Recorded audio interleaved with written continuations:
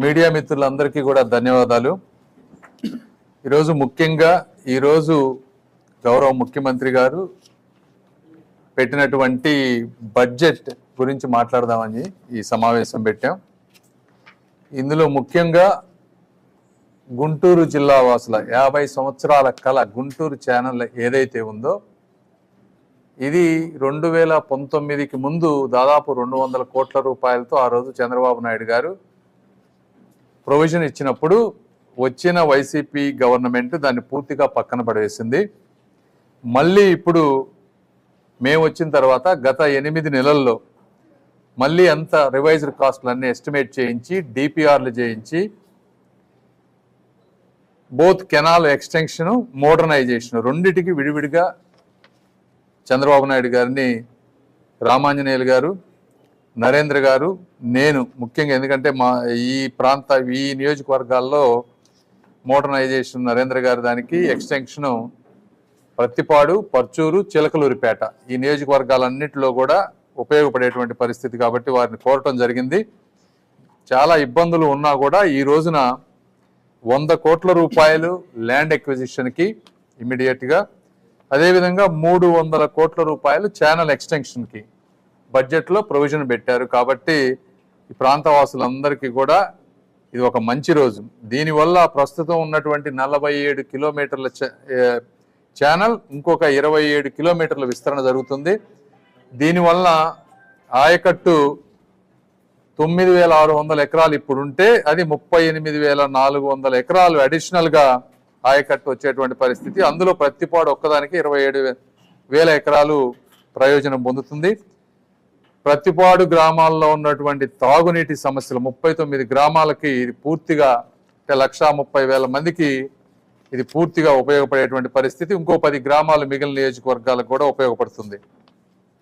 వీటితో పాటు ఎందుకంటే ఇనీషియల్గా కెనాల్ నేరోగా ఉంది, టైల్ ఎండ్కి వాటర్ వెళ్ళాలంటే లిఫ్ట్ ఇరిగేషన్లు కావాలి. సో ఈ ఛానల్లో 4 టోటల్గా లిఫ్ట్లు కూడా పెడతా ఉన్నారు. ఒకటి మంగళగిరి దగ్గర, తర్వాత మధ్యలో ఇంకొక 3 లిఫ్ట్లు, టోటల్ 4 లిఫ్ట్లు కలిపి 441 ఎకరాల భూసేకరణ జరగబోతోంది ఇందులో. సో ఇది టోటల్గా ఈ గుంటూరు ఛానల్కి సంబంధించినటువంటి విషయం. దీనికి సహకరించినటువంటి మా ఎమ్మెల్యేలు నరేంద్ర గారికి, రామాంజనేయులు గారికి, దీన్ని తీసుకొని వర్క్ చేసినటువంటి ఇంజనీరింగ్ అధికారులకి, నిమ్మల రామానాయుడు గారికి, పయ్యావుల కేశవ్ గారికి, అందరికంటే ముఖ్యంగా శ్రీ నారా చంద్రబాబు నాయుడు గారికి అండ్ లోకేష్ గారికి ఇద్దరికి కూడా మనస్ఫూర్తిగా గుంటూరు ప్రాంత ప్రజల తరపున కృతజ్ఞతలు తెలుపుతా ఉన్నాను. ఈ ప్రాజెక్ట్ అప్రూవ్ చేసినటువంటి చంద్రబాబు నాయుడు గారు గుంటూరు ప్రజల మనస్సుల్లో చిరస్థాయిగా నిలవబోతా ఉన్నారు ఈ ప్రాజెక్టు వల్ల. ఎందుకంటే ఇది అంత ప్రధానమైనటువంటి అంశం ఈ ప్రాంత వాసులకి. ప్రాజెక్టు అప్రూవ్ చేయించడమే కాదు, దీనికి అడిషనల్గా ఈ 400 కోట్లే కాకుండా మోడర్నైజేషన్ అనేది ఇంకో ప్రాజెక్టులో మేము పెట్టాం డిపిఆర్ చేసి, దానికి 600 కోట్లు అవసరం. అయితే దాన్ని కూడా నెక్స్ట్ టేకప్ చేస్తాం. ఎక్కడ అవసరమైతే నెక్స్ట్ ఎలక్షన్ వెళ్ళబోయే లోపు డెఫినెట్గా ఇది అది 2 కూడా టేకప్ చేస్తామని, అదంతా మేము రెస్పాన్సిబిలిటీ తీసుకొని కంప్లీట్ చేస్తామని మీ అందరికీ తెలియజేస్తూ మరొక్కసారి ఈ విధంగా చేసిన ప్రభుత్వానికి ధన్యవాదాలు తెలుపుతా ఉన్నాం. ఇది కాకుండా రెండోది, గుంటూరు, బాపట్ల, ప్రకాశం జిల్లాల్లో 3 లక్షల ఎకరాల్లో రబీ పంట వేస్తే వాటర్ సప్లై అనేది ఈ మధ్య తెలంగాణ ప్రభుత్వం నుంచి వచ్చిన ఒత్తిడి మేరకు కృష్ణా పశ్చిమ డెల్టాకు సంబంధించిన అధికారులు వాటర్ తగ్గించినప్పుడు రైతాంగం అంతా కూడా ఆందోళన చేశారు. వాళ్ళందరితో కూడా ఈ రోజున మాట్లాడి మేమందరం ఎమ్మెల్యేలు కానీ మేము మళ్ళీ 1,200 క్యూసెక్లు కృష్ణా డెల్టాకి వాటర్ ఇచ్చేటువంటి పరిస్థితి తీసుకొచ్చాం. మళ్ళీ దానికి నిమ్మల రామానాయుడు గారికి ఇంకొకసారి అభినందనలు తెలుపుతా ఉన్నాం.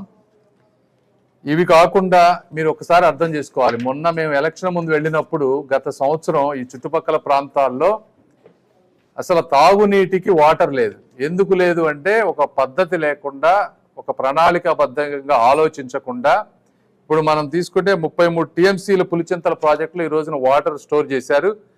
3 టీఎంసీలు వచ్చేటప్పటికి స్టిల్ అది కదలని వాటర్ అక్కడ స్టోర్ అయ్యేది. ఒక 30 టీఎంసీలు ఫ్లో ఉండేటువంటి వాటర్.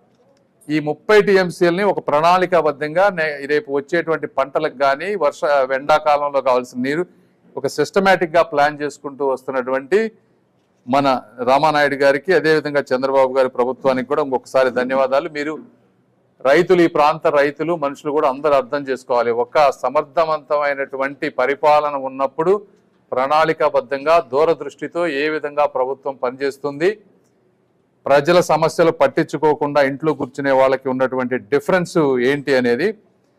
ఇవి కాకుండా ఇంకొకటి, నేను కేంద్ర ప్రభుత్వంలో ఉన్నాను కాబట్టి rural land records, urban land records ఇవన్నిటిని డిజిటైజ్ చేయటం వల్ల మనకి మొన్న 400 కోట్ల రూపాయల ఇన్సెంటివ్ ఒకటి వచ్చింది. అదేవిధంగా ఫార్మర్స్ రిజిస్ట్రీ చేయటం వల్ల ఇంకొక 75 crores, అంటే దాదాపు 500 కోట్ల రూపాయలు కేంద్ర ప్రభుత్వం నుంచి ఈ రూరల్ ల్యాండ్ రికార్డ్స్ అనేది డిపార్ట్మెంట్ నా కిందే ఉంది. ఇదంతా 1 yearలో ఫాస్ట్గా ఏ గవర్నమెంట్ అయితే చేస్తుందో వాళ్ళకి ఇన్సెంటివ్ కింద వస్తుంది. హైయెస్ట్ స్టేట్ ఈ రోజున ఆంధ్రప్రదేశ్. ఇక్కడ ఉన్నటువంటి రెవెన్యూ అధికారులతోటి అందరితోటి కోఆర్డినేట్ చేసి ఫాస్ట్గా చేయటం వల్ల 500 కోట్ల రూపాయలు ఈరోజు తీసుకురాగలిగాం. వేరే స్టేట్ ఏది కూడా 50 నుంచి 70 కోట్ల కంటే ఎక్కువ తీసుకురాలేనటువంటి పరిస్థితి. అగైన్ ఇదంతా కూడా సమర్థవంతంగా పనిచేసే ప్రభుత్వం యొక్క ఉద్దేశం. ఆ 400-500 కోట్ల రూపాయలు ఈరోజు తీసుకురాగలిగాం కాబట్టి చంద్రబాబు గారిని ఈ గుంటూరు ఛానల్కి మాకు కొంచెం హెల్ప్ చేయండి అనేటువంటి 1కి 2 సార్లు మేము రిక్వెస్ట్ చేయగలిగామని మీ అందరికీ తెలియజేసుకుంటూ సెలవు తీసుకుంటున్నాను. మిగిలిన వీరు చెప్తారు మిగిలిన బడ్జెట్ గురించి. అందరికీ నమస్కారం.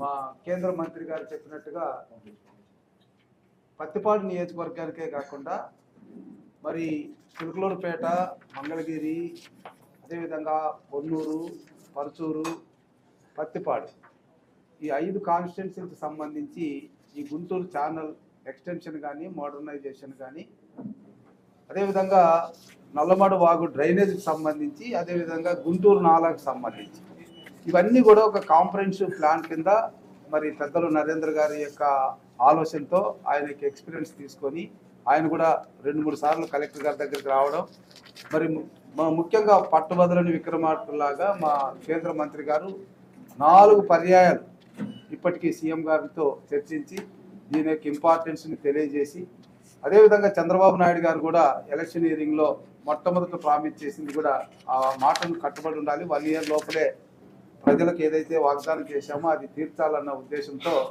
ఎన్ని కష్టాలున్నా బడ్జెట్ సహకరించకపోయినా ప్రాధాన్యత క్రమంలో గుంటూరు ఛానల్ మోడర్నైజేషన్ కానీ, ఎక్స్టెన్షన్ కానీ నిధులు ఇవ్వడం అన్నటువంటిది ఇక్కడ ఉన్న ప్రాంత ప్రజలు 5 కాన్స్టిట్యున్సీకి సంబంధించిన ప్రజలందరూ కూడా చంద్రబాబు నాయుడు గారిని ఒక దేవుడిగా గుర్తించుకుంటారు.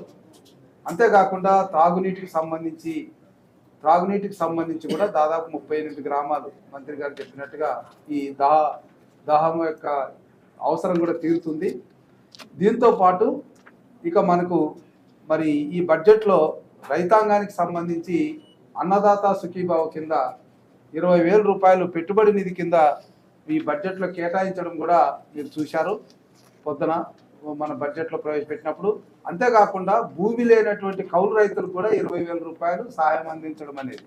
సో దీన్ని బట్టి ముఖ్యమంత్రి గారు రైతాంగం పట్ల, రైతు కుటుంబాల పట్ల, మరి ఈ ప్రాంతం పట్ల ఎంత ఆసక్తితో ఉన్నారు, మరి ఈ ప్రాంత ప్రజల్ని ఎంత అభివృద్ధి పరచాలనేటువంటి ఆలోచనతో ఉన్నారన్నది స్పష్టమవుతుంది. సో మరి ఈ బడ్జెట్ని మాకు ఇచ్చినందుకు చంద్రబాబు నాయుడు గారికి, అదేవిధంగా నిమ్మల నాయుడు గారికి, మరి అదేవిధంగా కేశవ్ గారికి ప్రత్యేకమైనటువంటి ధన్యవాదాలు మా నియోజకవర్గ ప్రజల తరఫు నుంచి.